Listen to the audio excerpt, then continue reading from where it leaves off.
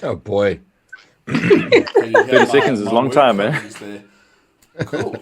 I believe we are live and in action. Sorry for my work colleagues next door. They just woke up in the form of my bodyguards. Welcome, everyone. We have three people on the call this morning in the shape of Steve, Ryan, and Nomalanga. We'll get to you guys in just a second. But let's just quickly talk what's happening out there in the conferencing world, maybe some news, if you will. Obviously, we all saw last night that Cyril let us go down to level 3.9, it sounds like. So we're probably going to see a bunch of different restrictions change, but we'll see how that plays out in the coming weeks. And maybe we can start congregating in sizes of 10 or 15, and then we can start seeing hybrid events come up. Other news, let's look at Google Meet for a moment. Google Meet is something that's been around. It's in the shape of Google Hangouts. Google Hangouts then became Google Meet. They kind of gave it a new lick of paint. They gave it a couple of different things in terms of interactivity. They upped their security, and this is the competition to Zoom. Google Meet does lack quite a few different functional aspects in the form of the interactivity with the emojis in Zoom. The screen share is not that good yet, and the chat functionality is pretty strange. You have to go into a different window to come out of it, so you can't see participants and chat at the same time to get that across. So I think we'll have to watch Google Meet quite closely, but it's a great alternative to Teams, I think. With respects to Teams, we've noticed that there's a lot of latency when people speak. Not everyone can have a video on at the same time. So this is a great alternative to that. And we're finding that the financial institutions will probably lead into a Google Meet facility quite soon once their infrastructure has been tested and all the encryptions have been tested as well. To move on slightly to Zoom security and team security, I don't think it's anonymous to Zoom on its own, but I think that we need to start looking at why these Zoom calls are being hacked. We saw again in Parliament that, what do they call them? The DG, the Director General, Yeah, DG. Yeah. was shouted at, right? And profanities and all sorts of different things thrown at them in the shape of pornographic material again and screen share. So I've got 5 tips that we can start using to make sure that we do not see this come up in Zoom meetings. Have an RSVP functionality that is tight, that is well managed, and that you can see people who are in the waiting room. If there is someone that's not in the waiting room, or that is in the waiting room that's not on the list, you can message them, ask them who they are. Maybe they're logging in on a spouse's PC. The second one is you have to make sure that the attendee list is compared to during the session in case someone used someone else's identity to get in, and a facilitator moderator can do that. You can stop people from sharing their screen. It's a functionality that the moderator or producer has, so you can just quickly stop that. I can show you for the Facebook Live community. You can see over here, it says screen share. You just unclick that so there's no tick, so no one can screen share from the position of a attendee. You can also stop chat functionality for profanities there, and you can also stop people in the form of removing them. The other side of things I mentioned now is the role, have someone actively watching that. So from that perspective, I think we've covered the news that we've seen recently. I'd like to introduce our guests one by one. Let's start with Steve. Steve, can you say hi to everyone? Hello, everybody. I'm Stephen, and I have a company, Uzi Media. Work closely with USB, producing video and animated content, specifically around conferencing and building conferencing content. Brilliant. Thanks so much, Steve. We'll get to you in just a moment. Let's jump back to Ryan. We've all met Ryan in the mastermind sessions. Ryan, would you like to just reintroduce yourself to those that haven't potentially met you? Good morning and welcome, everybody.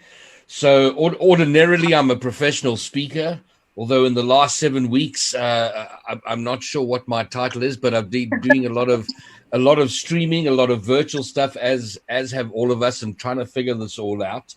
And the general thrust of what I talk about generally is, I guess, the intersection of humans with technology, and trying to shift the narrative from a technology story to a human story. Because I think when we when the narrative is focused on the human side, the technology takes on a different shape and it becomes a little easier or a better conversation, I think.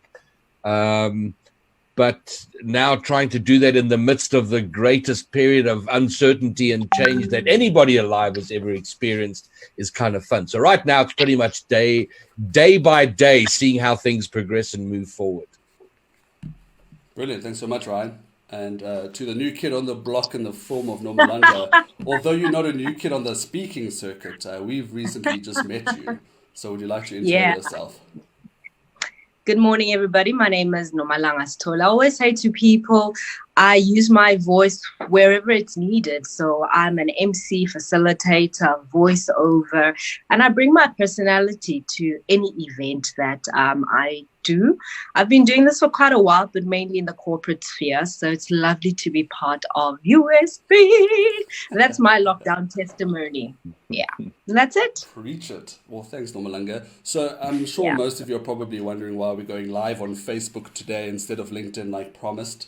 Well, the long and short of it, it's the most complicated thing I've ever seen, and I'd like to hear from Microsoft / LinkedIn from that perspective of what's happening.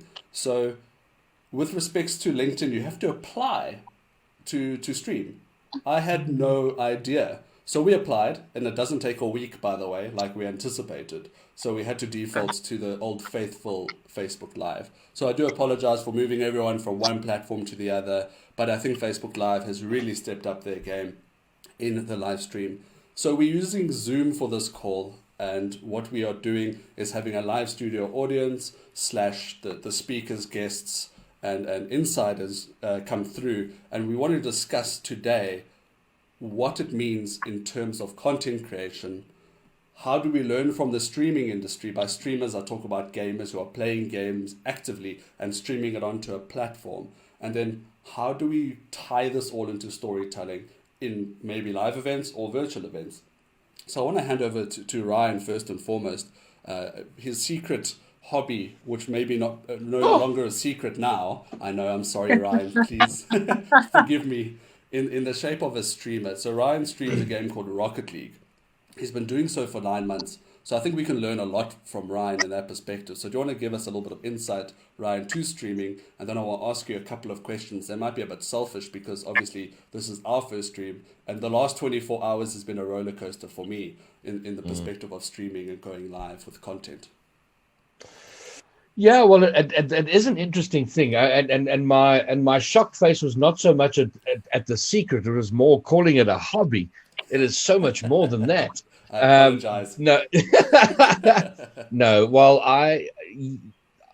so I guess one of the things I do is that I call myself a semi-professional game streamer, which is probably a little bit generous. In that, I mean, I'm sponsored in that I got.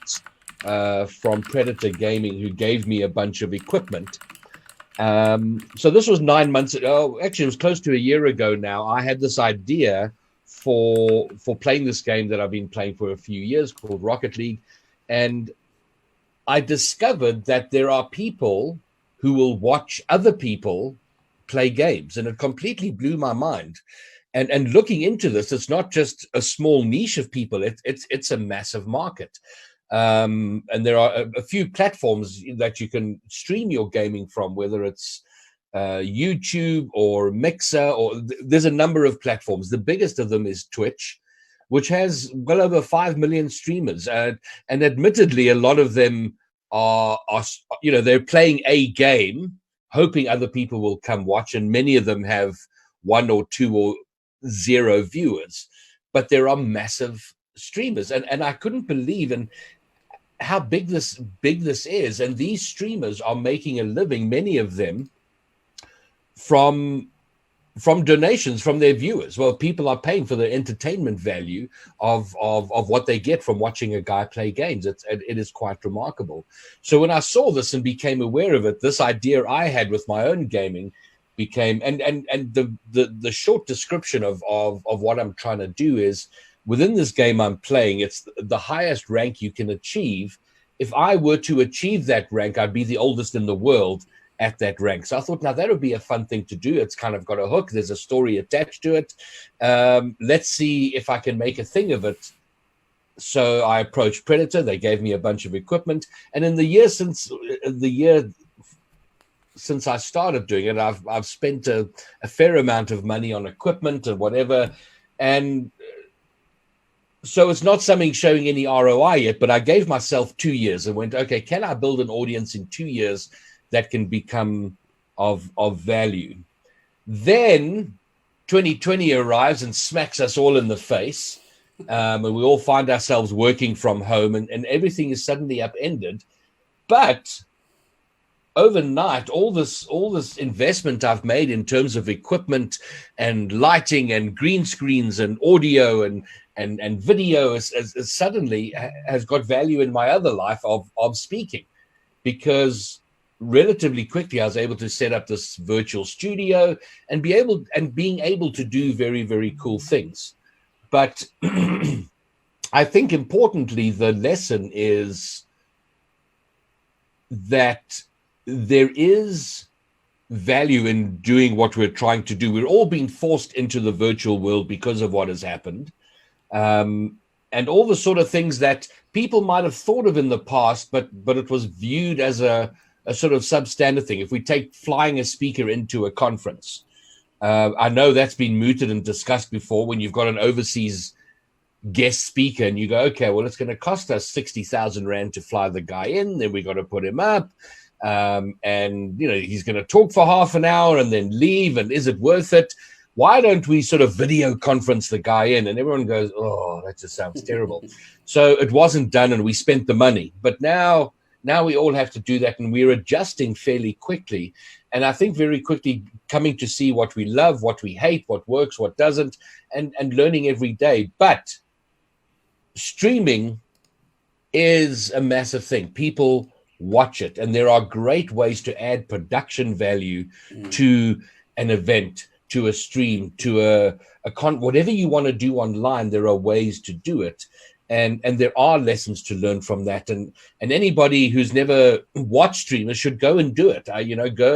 Go to Twitch and watch people playing games, and particularly the big ones. There are people making a lot of money from it, but this is a thing, and a lot of the wheel has already been invented, and we can kind of latch onto that in terms of content creation, production value, and just the fact that there is now an appetite, partly out of necessity, but partly out of a growing desire to okay, let's consume decent online virtual content.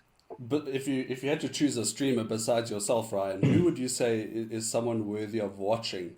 For me, in my previous life, when I used to playing a game called PUBG, I used to watch a guy called Dr. Disrespect, and he is probably one of the most entertaining. He's probably got the best production value, and I think he's the highest paid of all the streamers. So the reason why I also want to bring this up for the people watching today is that these people playing the games in the shape of centennials, millennials, whatever you want to call them, the digital natives, they're coming to conferencing very soon. 5 years, 10 years, they'll be flooding the market in terms of being employees, going to conferences and adopting the methodologies, consuming the content. And they have a expectation that needs to be met that they're currently experiencing with this production value. So maybe, Ryan, if we can talk to the streamers and what they're capable of doing. We saw a little bit of it today. We're using OBS to stream this to Facebook, using Zoom as a platform to have this conversation in. Maybe let's touch on the software and what it's capable of. Well, everything from what we see here, where people are sitting at home with their bookshelves behind them, like Steve, to a virtual background like I might have, so that at its base, but then all the way up to a virtual TV studio where you can be pulling in multiple cameras. So you can have a feed from 5 or 6 people all feeding into one feed with great transitions and green screens, but it could all be done virtually. So the potential is actually quite huge. And then you can bring in pre-recorded elements. If there's videos sort of pre-packaged, prepared, music, this is scalable all the way to a international level event with 6 people all sitting in their homes, all adding some sort of content into it. So the capability is absolutely there. What we're struggling with now, and Cameron, you and I have had many conversations amongst us about how the best way to go, and we're still struggling with those teething problems because Zoom has all this functionality, but these problems. Google Meet has got, this great feature, but none of the others. Microsoft Teams has this functionality, but not. So we're struggling with that. For me, I think the ideal would be to find a way to be platform agnostic, whether you're using Zoom, Teams, Google Meet, whatever. Your production is happening before it arrives on Zoom or Google Meet or Teams or whatever is being used. And that's the software we're struggling with now. I mean, we're having the same problems in the background. You've got vMix, which does this, but not that. OBSNet does this and not that. So these platforms exist. We're just finding the best way to do it and fine-tuning it so that we have something that will work whatever the platform is. And, 5-6 weeks into this now, we're still learning important lessons, but they're lessons that are going to be valuable for us, I think, for quite a long time, because certainly for the rest of this year, even if lockdown completely ends, people are going to be cautious about massive gatherings anyway, and then going into next year, the virtual is a permanent part of conferencing now going forward forever, I think. I think you're on the money there, Ryan. I think that virtual has its place, especially with the production value. As soon as we start getting to it, I see in the Facebook comments, as Paul rightly mentions, it's failing forward. We're putting this whole live coffee with USB on a Thursday morning together so that we can collectively fail forward in the shape of tried and tested things that might or might not have worked from our perspective, or insights from our guests in the shape of maybe you, Ryan, here. What you're sharing about the streaming world that you come from. But I want to come back to you in a bit. So I want to jump into content now. I think we're on our 10,000th Zoom meeting of the 8-week period. At least it feels like that for me. And I feel like we're starting to rehash the same content over and over again. We might be a victim of it, and if we are, I apologize, but sometimes touching on the same topic over again has got value in form of repetition, but we don't want to beat it to death. So Steve, you understand content better than anyone I've met. What's the secret to the repetition without getting into the gist of it again, as if no one has heard that comment or seen that video, for whatever that case may be? Because you churn out content at a rate of knots. Do you have a secret? Well, I wanted to just comment first of all on something that Ryan was saying there, and that is that this line between broadcasting and conferencing seems to be becoming blurred. So in other words, conferencing and broadcasting are almost becoming one and the same thing, and possibly that is how things are going to progress into the future. This idea of content, though, look, these conversations that we're having and have had up until now have been a necessary part of coming to terms with, obviously, the changing situation, and also integrating new ways of doing things. But as you say, once you get to that, once you've had those conversations, how do you progress forward? And there's a couple of key things. The first is really understanding your audience. So who is the audience, and what are the questions that they're asking? So beyond this stage of understanding the new abnormal as it currently is, what are the next things that they're going to be asking? So you'll find that online, as far as content is concerned, there's a lot of people who are making their content relevant to the current situation. So they're absorbing the current environment into and repurposing their content that is relevant to the current environment. And there's a lot of people who are almost blatantly just ignoring it and just carrying on as if nothing is changing around them, and they're just carrying on producing the same stuff that they were producing 3 months ago. It's a bit tone deaf, isn't it, Steve? Yes, my feeling is that is that you do need to understand and take into consideration the changing environment. It's absolutely important that you make it relevant to the changing circumstances, but also keep focus on what your actual purpose is. So don't get too deviated from this and kind of get thrown completely off path, unless you can make it relevant to the current situation. So for me, for example, storytelling and using content is an important thing. And the question in my mind is, how do I make that now relevant given the current changing environment to my audience? And what questions are my audience asking that are slightly different than they were asking 3 months ago because of this change in the current situation? So the first thing is understanding your audience and where they might be. And then the second thing is understanding the questions that they may be asking so that you can make your content relevant to those questions. So let's look at a case study that you and I are part of recently, using your product in the form of brand avatar.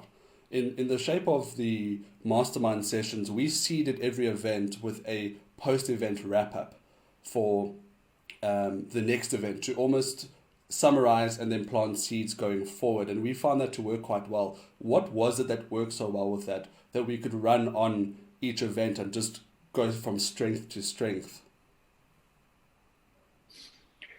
Well, as far as the brand avatar is concerned, essentially it's a digital puppet, it's a digital spokesperson for a brand. And I think what worked in that scenario is that we were able to take the existing content, the recordings from those mastermind sessions, and pull out the essential elements from them, the kind of the core ideas from them, and repurpose it using the avatar into a short summary of an hour and a half or 2 hour session, produce that down into a sort of a 5-minute summary. And as opposed to just cutting those individual little clips together, the avatar created a continuity between the clips. It told a story. It linked them together to try and create an overview and a repurposing of that original content. So I think in that way, it served the purpose quite well. Also, the fact that I think one of the key things is that everyone's sitting in front of their phones or laptops using a webcam. And a lot of that content that people are creating is all looking very similar, simply because the framing is the same. Okay, the background might be slightly different, but generally the content is all looking very similar. Apart from a few people who, like, for example, Ryan, who's now got a custom background, or you, who is using a slightly different, using the functionality within Zoom to create a different background, is creating a slightly different look. Where the avatar came in is that we could introduce a completely new element into a quick turnaround scenario that also helped to make it different and stand out.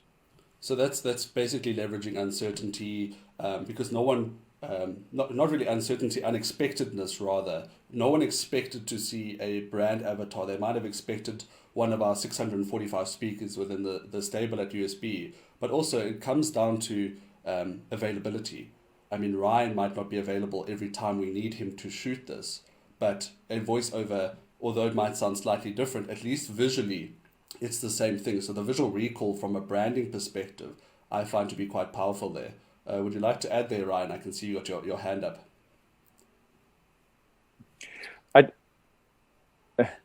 Hold on, just unmute you.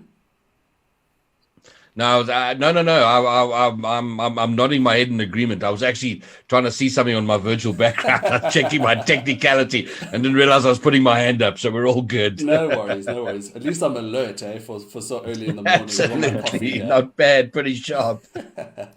Back to you, Steve.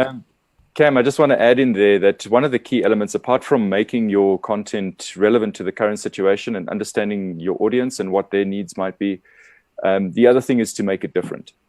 There's so, with everybody producing content and now it's so obviously so easy just to put content out there. A lot of it is just looking and sounding the same. And so one of the key aspects, even if you just take the avatar out of the picture for the moment and just understand the core of your message and the essence of your content itself, you need to make sure that what you're doing is tweaked and different to what everybody else is doing. If you want to stand out, if you want to resonate with your audience, it can't be the same. You can't just be rehashing, Googling quickly, what are people saying about something, and rehash that. You've got to actually have your own original stuff that you're putting out. And so much of content these days, I mean, a big part of content strategy was about repurposing content. You know, it's about being a kind of a content curator, and just looking online and curating the best stuff and putting it out there. And sure, there is value for that, but it's a huge undertaking if you're going to do it with real success. I think in many ways, it's actually easier to take that stuff and then find your own point of view, your own perspective, and put that out, and create your point of difference in that way. I think you hit the money there, Steve, with the content curation. We hear that so often, the likes of Gary Vee, Neil Patel in the marketing world, constantly hashing on that. And you're probably thinking, why are we talking marketing? Why are we talking content? Well, if we're going to put on events and we're rehashing, repurposing content that's been out there, that we've seen ad nauseum, this COVID conversation, the new normal, sorry, Ryan, so on and so forth, constantly talking about it, it gets a bit old. And maybe looking 3 weeks further into the future, it will position you in light of a different perspective. And you use the word stitching together conversations. And I had the wonderful role of producing an event previously, and a lady by the name of Nomalanga, she facilitated that session, and she taught me a thing or two. Norms, do you want to unmute yourself and introduce yourself, please? Yeah. Can I just be very honest? That was my first event that I facilitated. I was nervous from a technology. I was nervous from will the network hold? And it went absolutely amazing. I think at the end of it, I could breathe and think, oh my goodness, this can actually be done. And also coming from a background of every event I do is face-to-face. And so how do you bring in the human element? How do you bring in the connection so that it's not people just listening and I mean, that day for me was amazing because we were working on WhatsApp, we were working on Zoom, we were working on the chat, and we were getting things from Twitter. So I was on 2 WhatsApp groups and it was just multitasking. But I must be honest, there's future and a life in this. But back to Ryan, thank you. We're struggling to figure out what to do, what works, what doesn't work. And Steve, you hit the nail on the head.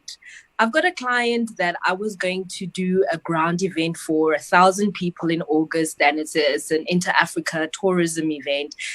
And here we are, and they kind of just feel you can just kind of just copy and paste. And I'm like, no, guys, it's not going to work like that. So I guess my question to you, Stephen, is how do you create content for something that is absolutely new?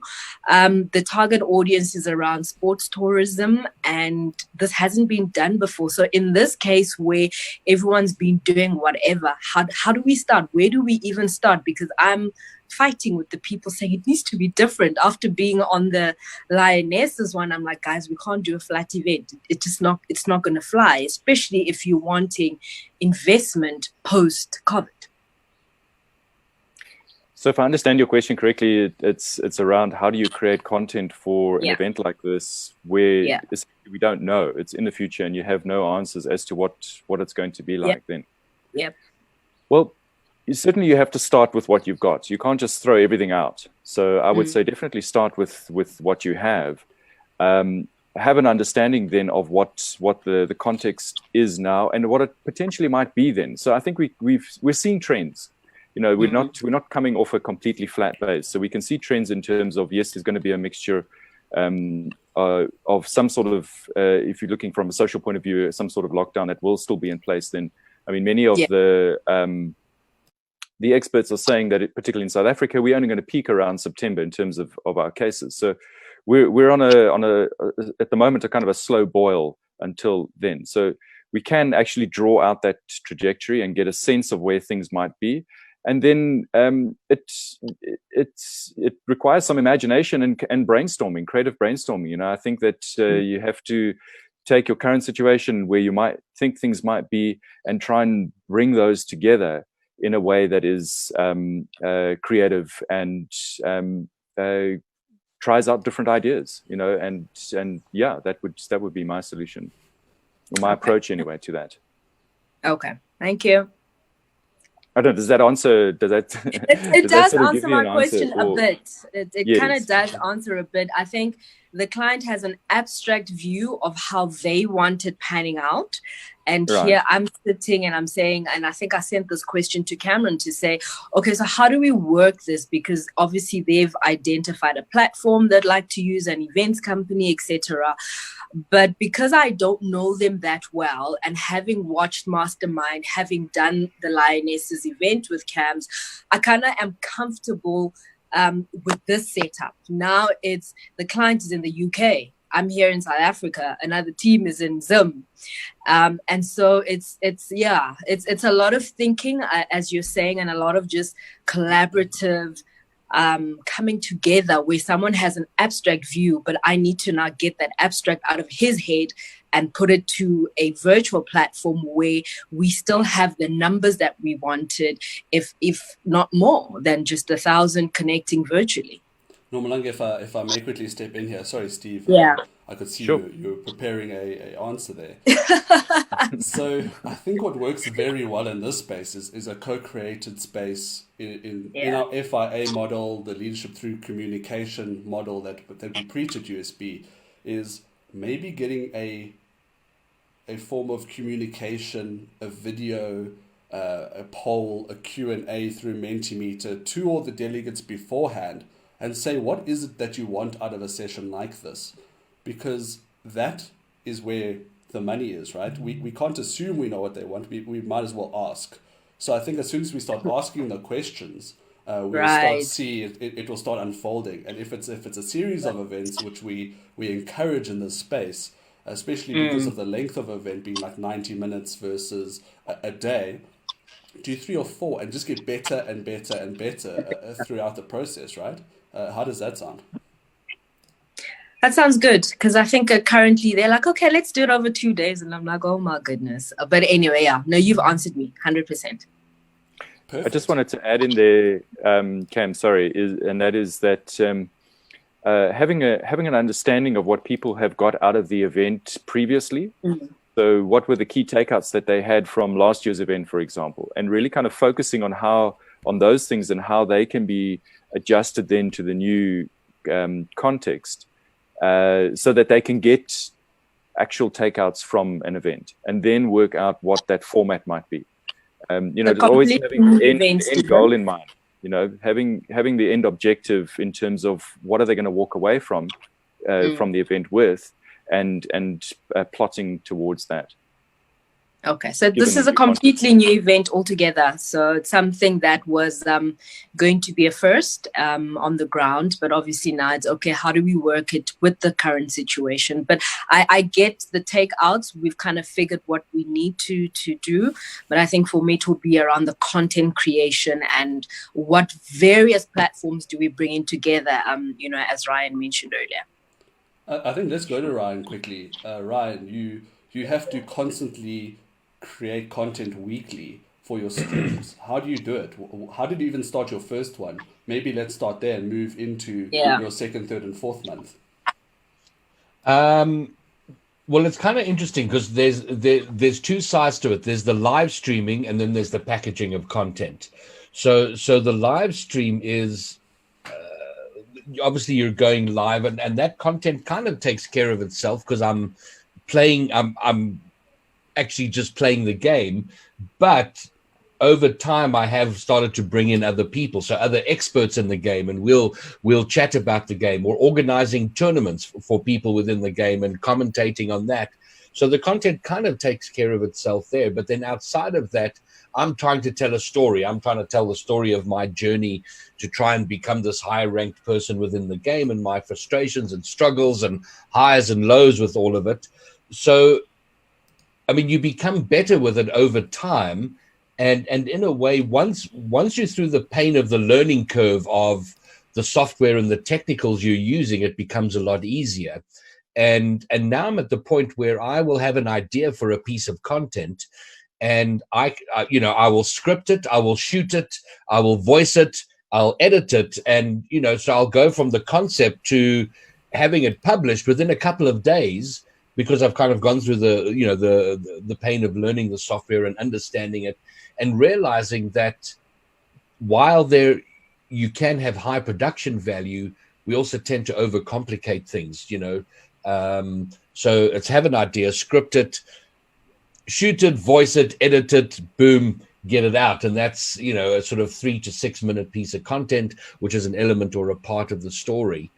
And then just to add to a comment from Nomalanga on what she said, and is, this idea of a 2-day conference versus the 90-minute, which seems to be the trend now. We have to look at the advantage we have from all of this. When you have a full day conference that's starting at 8:30 in the morning and ending at 5, often my frustration with conferences in general is that you're having to fill it up, where you've only got 2 hours of great content, and then you go, okay, well, we might as well get this guy to come in and talk about that. And we fret about filling up a day with stuff that doesn't need to be here. Whereas now we're like, okay, listen, I'm keen for the information, but I've got an hour, I've got 45 minutes, I've got 90 minutes at max. And now we can fill it up with proper content. We can be a lot more laser focused. So in addition to fretting about what we're losing in all of this, there's much to be gained. We're saving time or saving cost. We're saving time, and we're saving ourselves logistics, and we can. And with that in mind, and what Steve said about content creation and facilitation and all of that sort of thing, we can produce unbelievable laser focused content. And I think it's trial and error, right? Ryan, you didn't get the formula right the first time. No, not at all. It is. And engaging it, we all have different audiences. And I think the mistake is often trying to produce content that's going to appeal to everyone. Firstly, that's a complete impossibility. Who are you talking to? And obviously a gaming audience is a very specific thing. And if they're coming to consume my content, they're looking for something in particular. So everything I do is geared toward what they want, what they need, what they're interested in. And we all have our audiences, and start taking feedback. People are more than willing to share their feedback of what they like, what they don't like. And that's how you learn and it is the gold standard of every conference we've tried to achieve, which is engagement. And these platforms, this virtual approach to it, provides the ideal way for people to properly engage, and we can take that feedback and change things, make it better. You were too long, the timing is rubbish, we want it at a different time, we want better speakers, better this, better that, and we can change it almost at no cost. And it definitely comes back to the slide behind you. It's a human story. There's a human inside this. It's not a broadcast. I've seen a lot of these conferences are just a pre-recorded broadcast, and you can see because the person's standing like this, the next moment they're like this. So it's clearly been edited, right?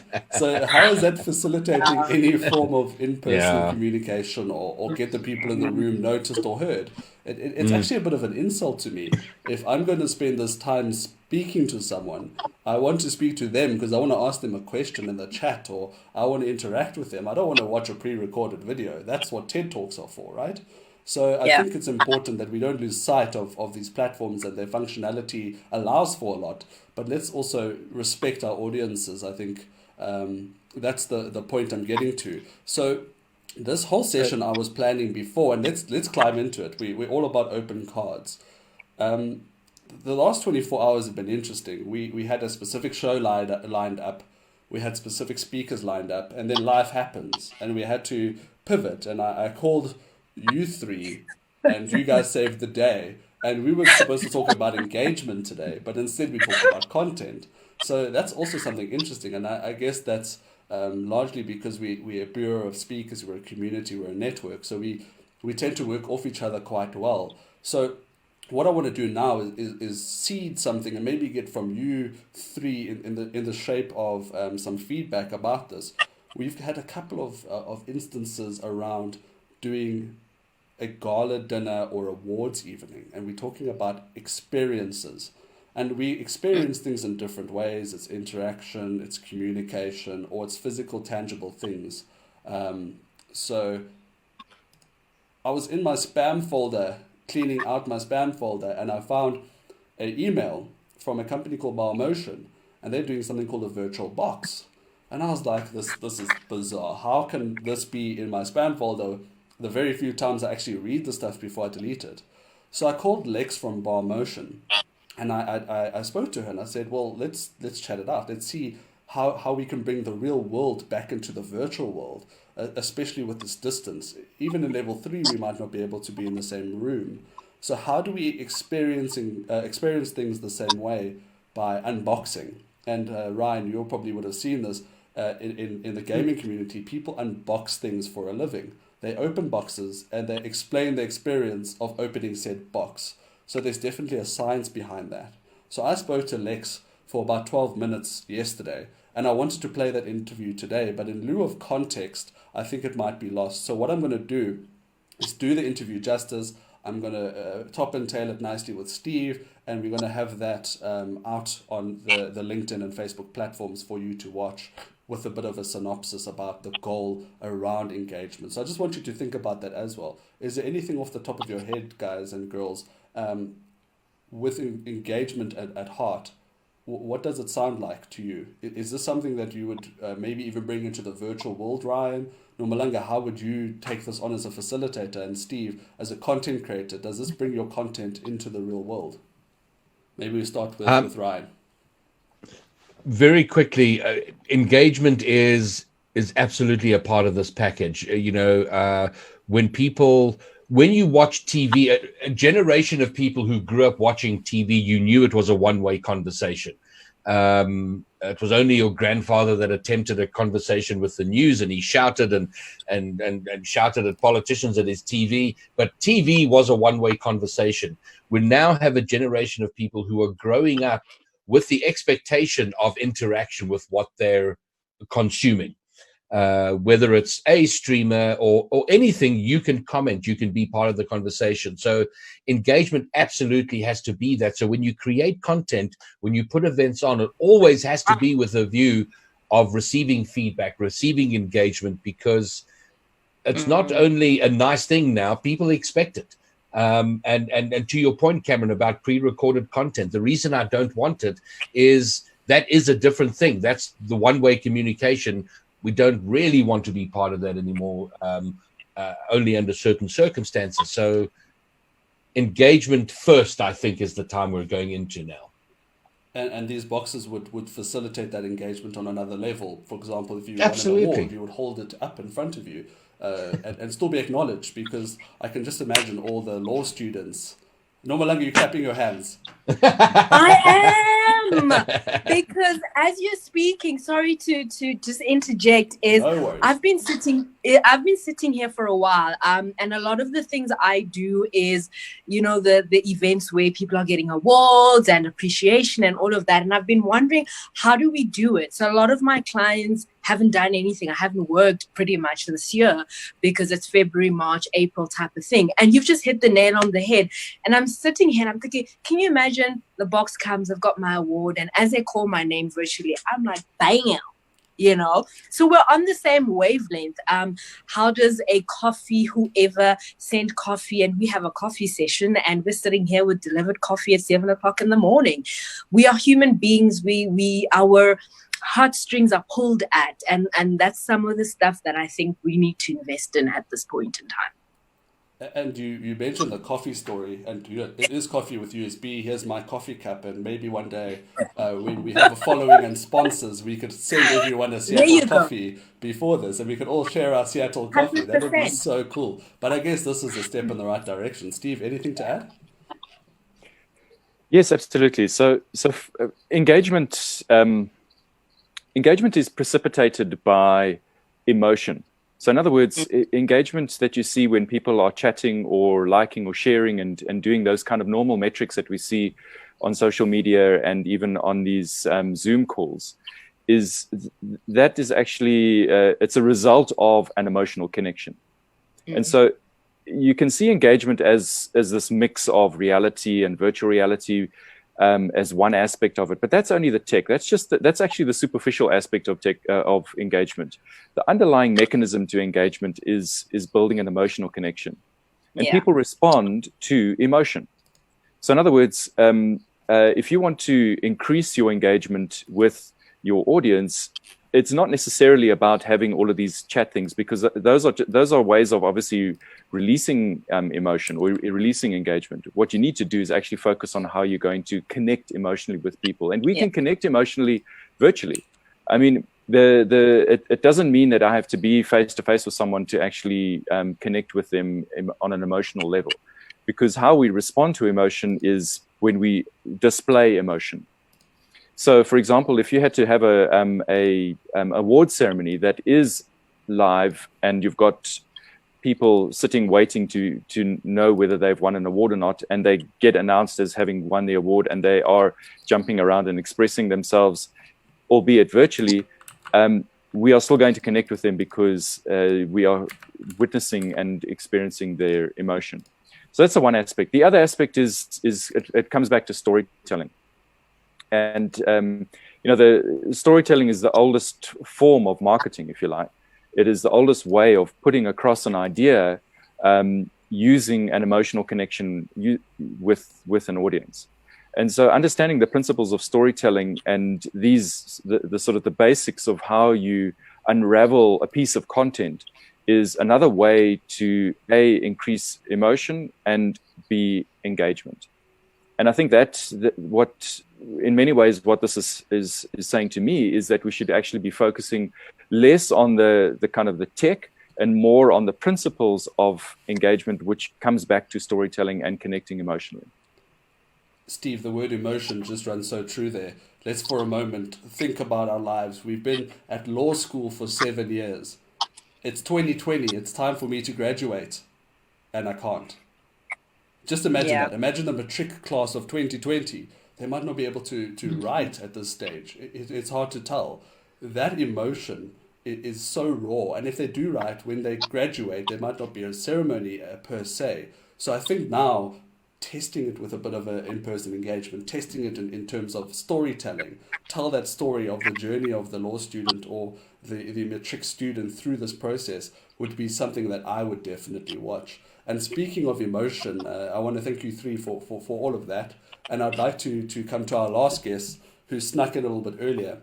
And I know I want to keep this all under an hour. So Londi, if I can just have you unmute yourself and maybe turn your camera on real quick if possible. So Londi's got an emotional story. She didn't know I was coming to her this morning, but it was just going to be a brief intro. She can intro herself and let us know her story of emotion. It's a story of ups and downs, and I think it's something we can learn from in this particular occasion.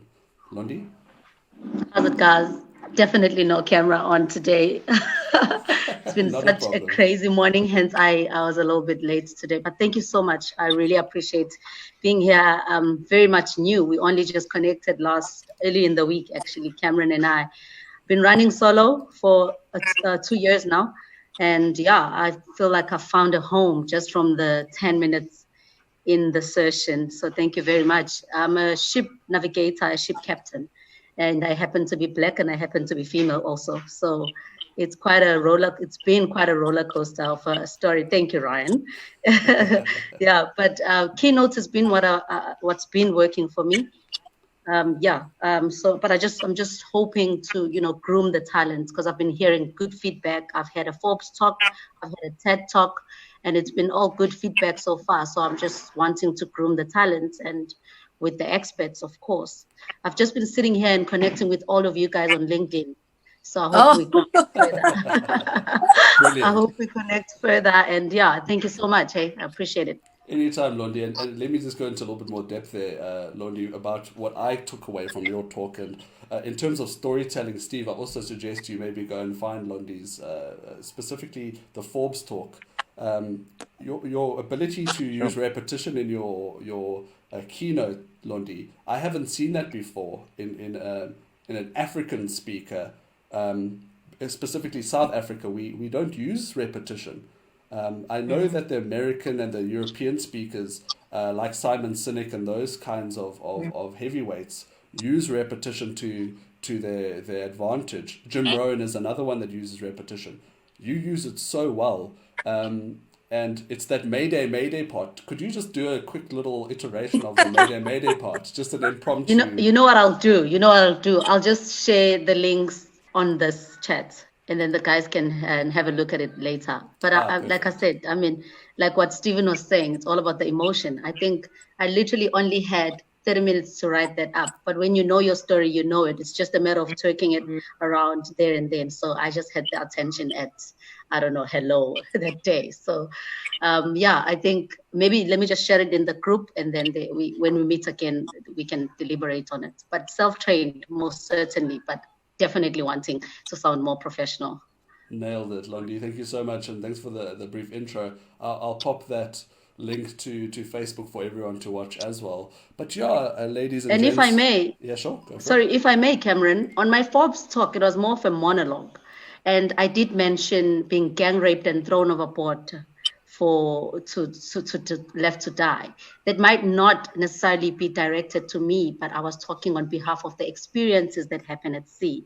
And so that got a bit of, I don't know, I took a while to post that because suddenly people were feeling sorry for me, but that was actually a monologue based on various stories that have happened to females at sea. But I'll share, and maybe, we can have a chat about it some other time. Perfect, Londi. Well, thank you so much. And that's a powerful part of the story. And I think you told it perfectly well with that monologue, specifically around the repetition. I can't believe you wrote that 30 minutes before. That's fascinating to know. But I think we just about up in terms of time. Maybe closing thoughts from Steve, Ryan, and Nomalanga before we close down shop, and we'll see you next week. We're going to try to do this every Thursday at 8 a.m. in discussion with speakers, getting into the depths like what we did with Londi, Nomalanga, Ryan, and Steve here this morning. It's not death by PowerPoint. It's not presentations. Yay. It's chats. Let's just chat. Let's get into the depth of it, and let's ask questions from the live studio audience and from those on Facebook Live. Don't be afraid to ask a question, because this is how we grow. Steve, any closing thoughts? Yes, I think that from a content and a storytelling point of view, one of the things that we can apply to conferencing is changing our mindset around a conference being a thing that happens at a specific moment in time. So it only happens on that day for an hour and a half or whatever. A conference is part of a greater story. That event is part of a greater story that can have a pre and a post component to it. That can be built up in streams and videos and content beforehand. And then on the actual day, there can be the specific event, there can be things, and then there can be the post rollout of content afterwards. And seeing it in that entire context as part of a narrative also gives a different perspective to both the event component and the content that you're creating around a conference. So for me, I think that is the opportunity, and that all of this is sort of highlighting and bringing to the fore. Well summarized there, Steve, and that leads to Ryan, maybe about closing up with his thoughts around how we can learn from streaming, how we can prepare better for these, how we can learn from what we did in the previous iterations of a conference or live stream like this, to Steve's point, right? I think really, it's everything about conferencing, the way we were going about it, has been stripped away. It's really like, this is how life was. It's no longer like that anymore. Start from scratch. And I'm enjoying the process of learning and kind of embracing that new I guess, uncertainty around it, and just going, hey, let's learn some things. Let's just try some things. Let's do things. But at its base, what is absolutely certain is that there is a need for this. Whatever replaces conferencing or whatever comes where traditional conferencing was, there is a need for it. There's a need for people to gather with like-minded people, or the troops within a company to get a coordinated message. And as communicators, as we all are at heart, communicators and storytellers, we've got to find the most effective way to do it. And this is how we're going to do it, with these conversations, with trying new things, with experimenting. The need is there. We've got to figure out a killer, dynamic way to serve that need. Brilliant. Well summarized there. I see I was on mute there. Hopefully not on Facebook Live. Let's check. Nope, I'm still live. I guess these are the teething processes Ryan was just speaking about. Nomalanga, over to you. I just want to say thank you very much. I feel and I know I'm in the right room.